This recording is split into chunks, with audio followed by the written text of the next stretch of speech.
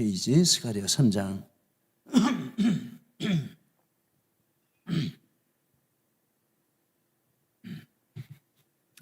1절부터 6절 찾으셨으면 우리 짧은 본문으로 함께 읽겠습니다. 대제사장 여호수아는 여호와의 천사 앞에 서고 사탄은 그의 오른쪽에 서서 그를 대적하는 것을 여호와께서 내게 보이시니라.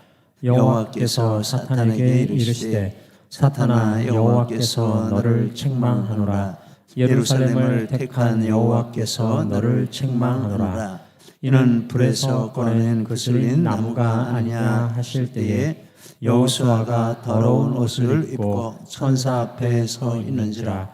여호와께서 자기 앞에 선 자들에게 명령하사 그 더러운 옷을 벗기라 하시고, 또 여호수아에게 이르시되 내가 네 죄악을 제거하여 버렸으니 내게 아름다운 옷을 입히리라 하시기로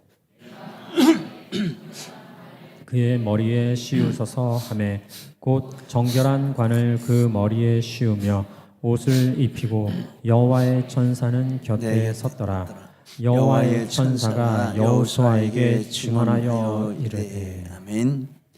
할렐루야. 우리 하나님께서 오늘 우리 기도의 자리에 함께 하시는 줄 믿습니다.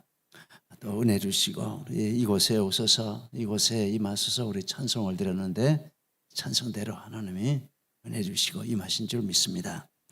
스가랴의 환상 네 번째 환상이 되겠습니다. 대제사장 여호수아를 이 사탄이 참소하고 하나님께서 그에 대해서 이렇게 반응해 주시는 내용이 나와 있습니다. 1절 말씀에 대제사장 여호수아는 여호와의 천사 앞에 섰고 사탄은 그의 오른쪽에 서서 그를 대적하는 것을 여호와께서 내게 보이시니라. 환상으로 그런 내용을 보고 있습니다. 대제사장 여호수아 이 사람은 총독 스룹바벨과 함께 유다 백성을 1차 포로에서 이렇게 인도에 올라온 이런 지도자가 되겠습니다. 여호와의 천사는 구약의 그리스도를 부르는 호칭이 되겠습니다. 이 사탄은 마귀를 가리키는 말입니다. 참소자 또는 대적자 같은 뜻이지만 본문에서는 이렇게 대적한다라고 했습니다. 여호수아를 대적하는 일을 한다라고 했습니다. 그래서 마귀는 그 사명이 있는데 하나님의 백성을 참소하고 대적하는 이것을 마귀가 사명으로 삼고 있습니다. 요한계시록 12장 10절에 보니까 우리 형제들을 참소하던 자, 곧 우리 하나님 앞에서 밤낮 참소하던 자가 쫓겨났고, 밤낮 일주일 내내 한 달 꼬박 1년 12달 마귀는 참소하는 게 사명이 이거 외에는 잘하는 게 없어요. 이 가장 잘해요. 그래서 사탄의 역사하는 곳에는 참소, 대적, 분란 이런 일이 일어난다라고 합니다. 야고보서 3장 14절 15절에 보시면 너희 마음속에 독한 시기와 다툼이 있으면 자랑하지 말라. 진리를 거슬러 거짓말하지 말라. 이러한 지혜는 위로부터 내려오는 것이 아니요 땅 위의 것이요 정욕의 것이요 귀신의 것이니. 이렇게 말씀을 하고 있습니다. 내가 아무리 오라도 분란을 일으키고 대적하는 이런 활동을 하고 이렇게 하면 이게 지금 바르게 하는 것이 아니다라는 뜻이 되겠습니다. 그래서 하나님의 백성은 참소, 대적, 분란 이런 일은 멀리해야 합니다. 이런 곳은 피해야 합니다. 거기 가서 보태가지고 유익할 것이 아무것도 없습니다. 나도 유익한 게 없고 다른 상대도 유익한 게 없습니다. 이 사탄이 여호수아의 오른쪽에 서 있습니다. 오른쪽이라는 것은 더 힘있고 더 유리한 위치라 이런 뜻으로 성경에서 말씀합니다. 사탄은 대제사장 여호수아보다 더 힘있고 더 유리한 위치에 있다라고 하겠습니다. 어떤 면에서 그럴까요? 사람보다 지식과 지혜와 능력이 사탄이 더 우월하다라고 말씀합니다. 다니엘과 요한이 천사를 보고 혼절할 정도로 두려워하고 천사를 경배하려는 이런 일을 했습니다. 다니엘이 그랬습니다. 사도 요한이 그랬습니다. 다니엘서 8장 27절에 보니까 가브리엘 천사를 보고 나 다니엘이 지쳐서 여러 날을 앓다가 일어나서 왕의 일을 보았나니 내가 그 환상으로 말미암아 놀라고, 가브리엘 천사가 찾아온 환상을 보고 너무 두려워서 이제 이런 현상을 체험을 했습니다.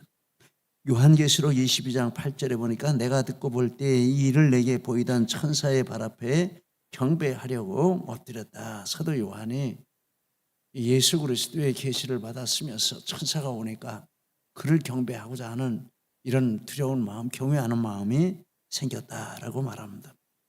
그런데 이 사탄도 바로 천사입니다. 천사장입니다. 그런데 성경에 보면 하나님께 이 사탄이 쫓겨났지만 사탄의 지식과 지혜와 능력과 이런 것들을 하나님이 뺏으셨다, 이런 말씀이 없습니다. 왜 그러신지 모르지만 그냥 그대로 두신 것 같습니다. 그러니 이런 능력을 가지고 거기에 비하면 사람은 정말 아무것도 아닌 존재인데 그를 참수하고 대적하니 이 사람이 감당하기 어렵다라는 것입니다. 오른쪽에 있다라고 이렇게 말씀합니다.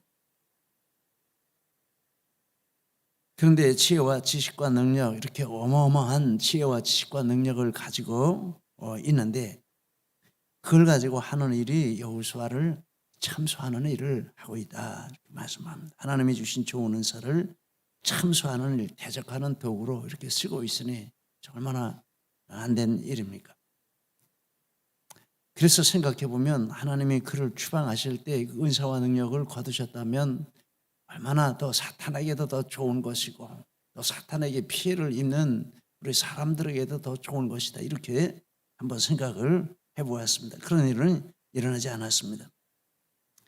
그렇게 보면 은사와 능력이 많으냐 적으냐 이게 우리는 큰 관심사이지만 이렇게 보면 그게 중요한 것이 아니고 하나님이 내게 주신 이 은사와 능력을 어떻게 쓰느냐, 이게 정말 중요하다라고 하겠습니다. 많이 가지고 지지는데 쓰면 그게 뭐 하는 겁니까?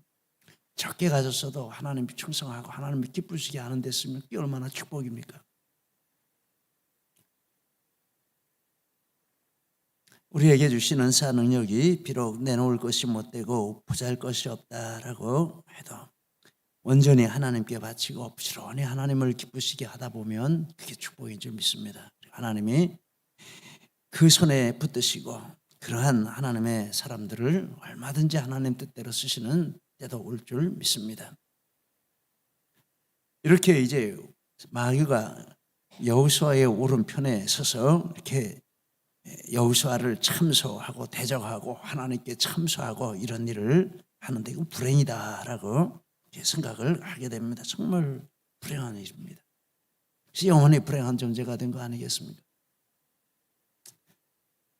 그럴 때 하나님께서 사탄을 책망하신다 이렇게 말씀을 하고 있습니다.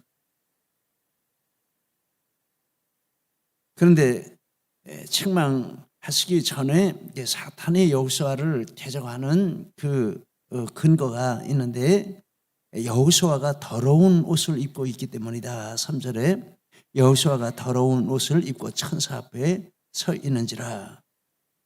이것은 여호수아 자신의 연약함 또 죄악됨 이 얼마나 있겠습니까? 사람은 아무리 탁월하고 뛰어나다고 해도 다 그렇습니다.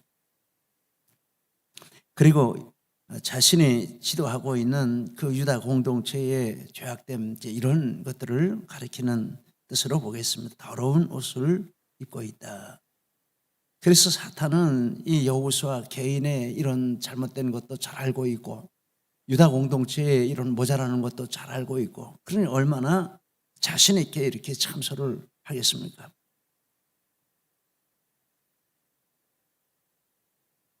이 참소하는 그것은 성경 전체적인 이런 교훈에 비추어 보면 여호수아도 또 유다도 죄가 있기 때문에 하나님 그 백성을 버리십시오, 유다를 버리십시오 이런 뜻이 되겠습니다. 이 참소하는 목적입니다. 완전히 하나님으로부터 분리되고 지옥에 끌고 가는 게 사탄이 참소하는 목적이요 대적하는 목적입니다. 사단이 오는 것은 멸망하고 죽이려는 것이라 이렇게 말씀을 하고 있습니다. 그런데 이제 그렇게 보면 죄악에 근거해서, 허물에 근거해서, 더러운 옷을 입고 있는 것에 근거해서 여호수아를 대적하고 하나님께 참소하면 그거는 이론적으로 상황적으로 맞는 것이 되겠습니다. 그런데 이상하게도 하나님께서 사탄을 책망하신다 이렇게 말합니다. 2절에 여호와께서 사탄에게 이르시되 사탄아 여호와께서 너를 책망하노라. 그리고 책망하시는 근거도 찾아볼 수가 있는데 또 2절에 보면 예루살렘을 택한 여호와께서 너를 책망하노라 이렇게 말씀을 하고 있습니다. 다른 내용은 없습니다. 이 사탄을 책망하는데 그 근거를 찾아보면 하나님이 이 예루살렘을 택하셨기 때문에, 예루살렘은 여호수아와 이스라엘 백성을 상징적으로 가리키는 말씀이 되겠습니다. 이스라엘 백성을 택하셨기 때문에 거기에 근거해서 이 사탄을 책망한다 이렇게 말씀을 하는 것입니다. 하나님이 우리를 택하셨다는 것은 정말 절대적인 축복이요 은혜인 줄 믿습니다. 하나님의 이 택하심은 하나님의 절대 주권이고 사람의 어떤 것에 근거하지 않습니다. 신명기 7장 8절 9절에 이런 말씀이 있습니다. 이거 우리 같이 한번 읽겠습니다. 여호와께서 다만 너희를 사랑하심으로 말미암아 또는 너희의 조상들에게 하신 맹세를 지키려 하심으로 말미암아 자기의 권능의 손으로 너희를 인도하여 내시되 너희를 그 종되었던 집에서 애굽 왕 바로의 손에서 속량하셨나니 그런즉 너희는 알라 오직 네 하나님 여호와는 하나님이시요 신실하신 하나님이시라. 로마서 9장 11절에도 이하에도 같은 뜻의 말씀을 하시는데 에서와 야곱에 대해서 말씀하시면서 그 택하심에 대한 말씀하시는데 이것도 같이 한번 읽겠습니다. 그 자식들이 아직 나지도 아니하고 무슨 선이나 악을 행하지 아니한 때에 택하심을 따라 되는 하나님의 뜻이 행위로 말미암지 않고 오직 부르시는 이로 말미암아 서게 하려 하사 기록된 바 내가 야곱은 사랑하고 에서는 미워하였다 하심과 같으니라. 그래서 하나님의 이 택하심은 인간의 어떤 조건과 아무 상관이 없습니다. 무조건적으로 택하신 것입니다. 그래서 인간이 죄를 짓느냐 안 짓느냐에 따라서 버리느냐 다시 택하느냐 이런 게 아니면 택하심은 불변합니다. 하나님이 택하셨다라고 그래서 택하신 하나님이 사탄을 책망한다라는 말은 이런 진리가 배경에 있다라고 보면 맞습니다. 그래서 택하신 백성이 범죄한다고 해도 또 허물이 있다고 해도 그 택하심은 변하지 않는다라는 뜻이 되겠습니다. 택하심을 버리는 경우는 없습니다. 피하시는 경우는 없습니다. 이 사단을 책망한다. 이 사단의 목적은 하나님 버리십시오 이겁니다. 그런데 하나님은 말도 안 되는 소리 하지 마라 이렇게 책망을 하신다라는 것입니다. 그러나 택하셨다는 이 말씀이 징계하지 않으신다 이런 뜻하고는 다른 것이죠.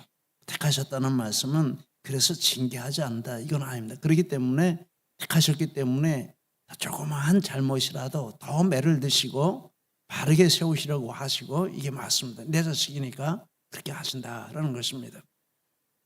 하나님의 백성은 하나님이 택하셨기 때문에 버림받는 일은 없지만 징계는 더 많이 받는 그런 일이 있겠습니다. 하나님이 사랑하시는 증거죠. 그럼 징계가 쉬우냐?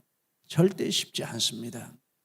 죽는 경우도 있다. 그래서 육신은 멸하고 영혼은 구원하려고 이런 말씀도 신약 성경에 보면 나오고 있습니다. 이게 징계가 가볍다. 이거 아닙니다.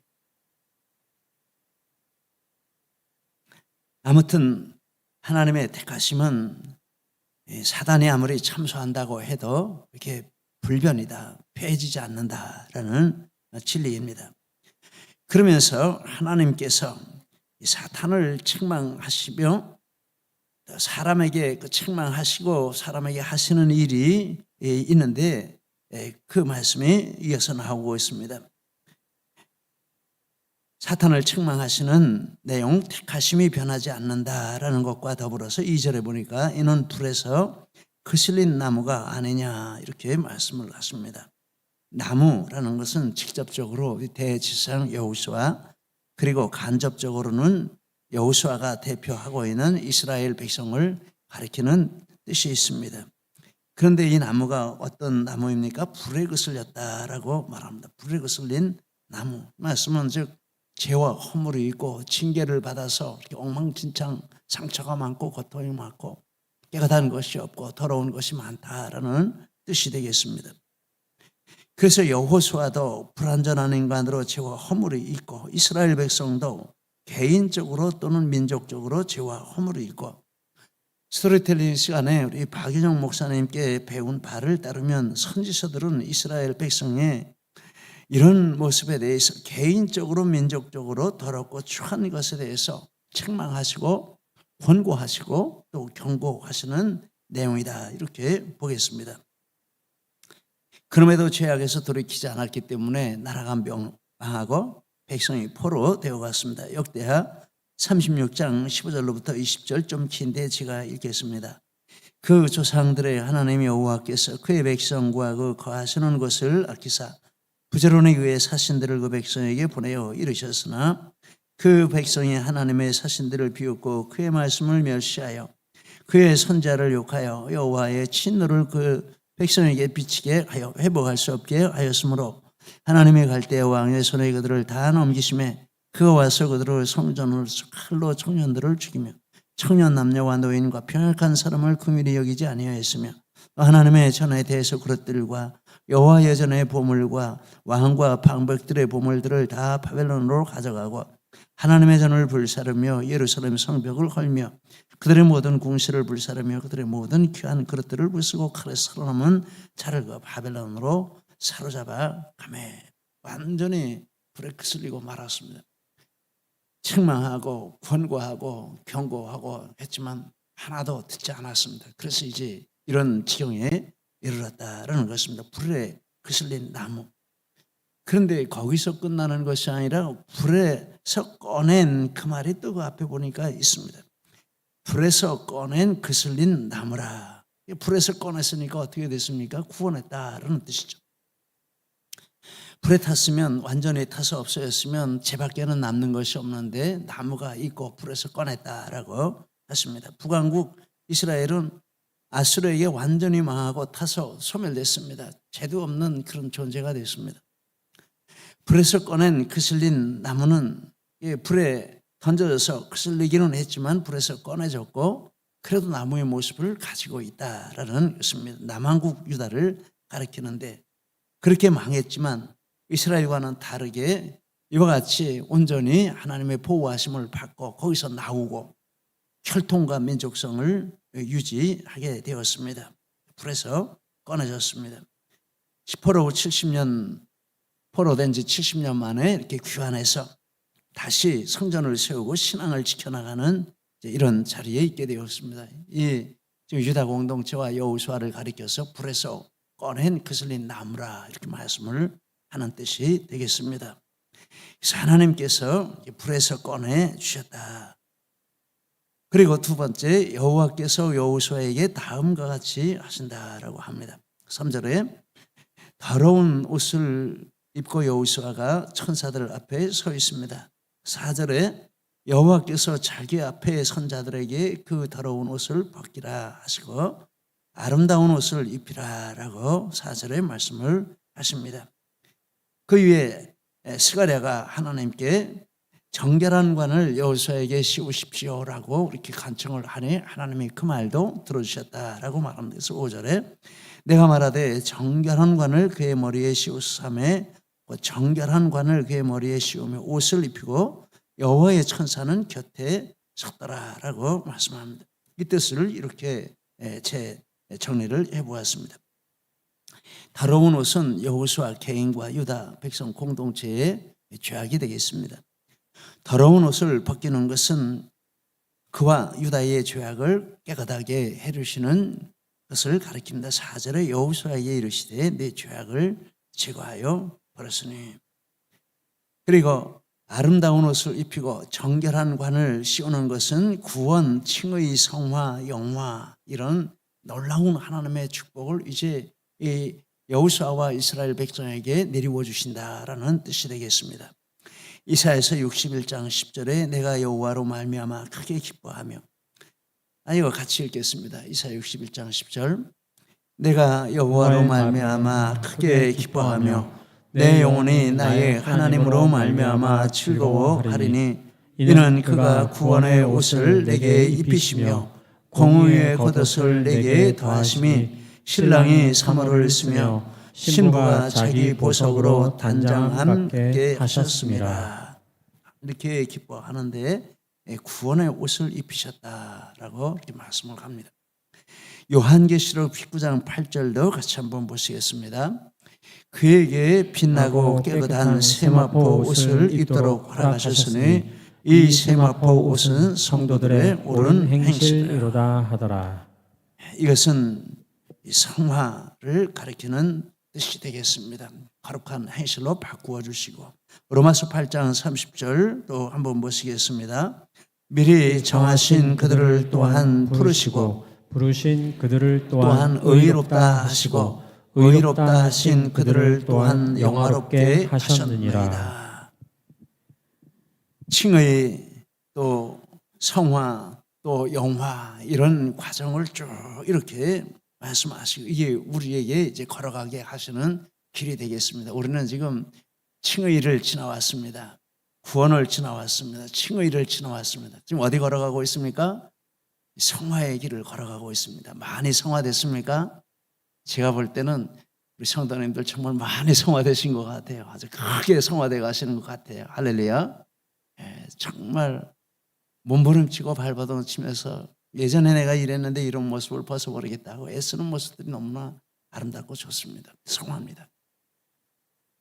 그리고 영화까지 있습니다. 그리고 디모데후서 4장 8절도 같이 읽겠습니다. 이제 후로는 나를 위하여 의의 면류관이 예비되었으므로 주 곧 의로우신 재판장이 그날에 내게 주실 것이니 내게만 아니라 주의 나타나심을 사모하는 모든 자에게니라. 이렇게 생명의 면류관을 씌워주시고 천국의 주인공이 되게 해주신다. 하나님이 사탄을 이렇게 대적하시는 거예요. 야, 어리석은 소리 하지마, 택도 없는 소리 하지마. 내가 택했어. 내가 뭐 다른 거 가지고 택한 게 아니라 내 의지대로 내 뜻대로 내가 택했어. 그래서 아무리 죄를 져도 내가 택하고 패하지 않아. 이 책망하십니다. 또 하나는 야, 이제 두고 봐라. 네가 그런 거 가지고 시비를 걸고 대적하지만 나한테 참소하지만 걱정하지 마. 칭의가 이미 주어졌고 구원이 주어졌고 성화되어 가는 과정이야. 나중에 완성되면 영화롭게 될 거야. 천국에서 완전한 모습으로 나를 찬송하는 자리에 다 설 거야. 이게 뭡니까? 이게 사탄을 대적하시는 말씀이 되겠습니다.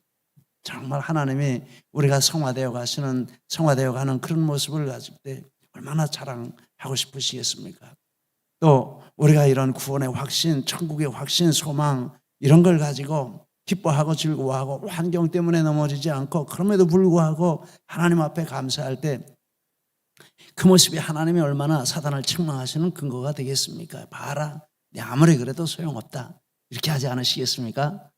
그리고 장례식에 가서 참 이런 말씀들을 나눌 때는 한편으로는 좀 죄송하지만은 좀 마음에 기쁨이 있을 때가 많습니다. 정말 그렇다. 이렇게 선한 싸움 싸우고 이기고 가셨다. 이런 생각이 들 때가 많고 정말 그렇습니다. 어제 우리 정기순 집사님 이제 제가 이렇게 간다 하니까 시간 되시는 분들이 또 어제가 편하신 분들이 같이 가는데 한 7, 8분 같이 가신 것 같아요. 가셨는데 가서 다 안 믿으신다고 말씀을 듣고 갔지 않습니까? 가서 보니까는 뭐 상다리가 부러지게 뭐 재물들을 잔뜩 해놓고 뭐 이렇게 하셨어요. 향도 피우고 저도 피워놓고 그랬어요. 그래서 어떻게 해야 되나 그러다가 그래도 우리 이순영 집사님도 믿으시고 정기순 집사님도 믿으시는데 간절하게 기도 한번 해드려야 되겠다. 그리고 이렇게 형제분들 가족들도 안 믿으시지만 또 제가 한번 왔으니까 기도 한번 해드리겠습니다. 이러고 이제 기도를 하려고 하는데 정기순 집사님이 쑥 나서더니 아주 천사 같은 얼굴을 하시고 그런데요, 목사님, 어머님 돌아가시기 전에 제가 어머님한테 복음을 전했고요. 어머님이 아멘하고 받아들이셨고요. 돌아가시기 전에 저한테 기도를 받으셨고요. 고맙다고 하셨고요. 또 임종하시기 전에 제가 기도해 드렸는데 너무나 평안하게 돌아가셨어요. 우리 어머님 천국에 가셨어요. 아이고, 안 믿는 식구들 잔뜩 있는데 아주 밝게 기쁘게 그런 말씀을 하시는 거예요. 와, 할렐루야다, 할렐루야. 그래서 요한계시록 21장 새 하늘과 새 땅을 보니 처음 하늘과 처음 땅은 없어졌고 눈물이 없고 애통하는 것이나 곡하는 것이나 아픈 것이 없고, 그 말씀을 가지고 간단하게지만 이렇게 말씀을 드리고, 이제 어머님께서는 정말 천국에 가셨습니다. 오래 믿고 주님 잘 섬기다 천국 가는 것도 좋지만, 그러나 천국 가는 것은 오래 믿었냐 잠깐 믿었냐 이게 아니고 진짜 믿었냐 이게 중요한 것입니다. 근데 말씀 들어보니까 진짜 믿으셔서 천국 가셨습니다. 그래서 사탄이 자기 소유로 알고 지옥으로 끌고 가려고 했을 거 아닙니까? 근데 마지막 순간에 예수님 믿고 천국에 가니 하나님이 사탄을 책망하시는 방법입니다. 정말 이런 역사가 우리 가운데 많이 일어나야 할 줄 믿습니다. 그래서 스가랴 선지자가 이렇게 환상을 보았는데 이런 환상을 본 것입니다. 얼마나 스가랴 마음이 기쁘고 즐거웠겠습니까? 어림없다. 내가 택했는데 네가 뭔데 와서 시비를 거냐? 어림없다. 지금 내가 그런 소리 해도 시간 지나면 봐라. 완전히 내가 말한 그 모습 반대로 될 것이다. 성화되고 영화될 것이다. 할렐루야. 할렐루야. 우리의 모습인 우리를 두고 하나님이 사단과 싸우실 때 하시는 말씀인 줄 믿습니다. 이런 축복이 우리 모두에게 충만하시기를 바랍니다.